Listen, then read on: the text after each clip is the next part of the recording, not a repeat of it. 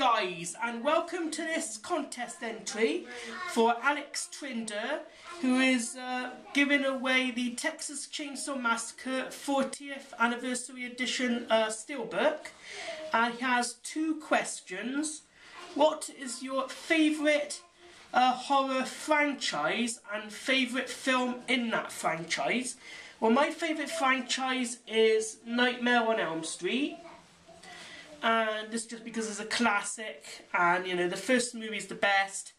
But as a guilty pleasure, my absolute favourite movie in the Nightmare on Elm Street series has to be Wes Craven's New Nightmare, because I like the elements where you have the actors also playing themselves over the characters they played in the movie as well.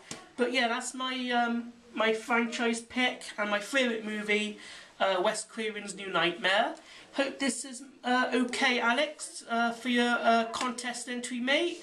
So until next time, guys, goodbye and take care.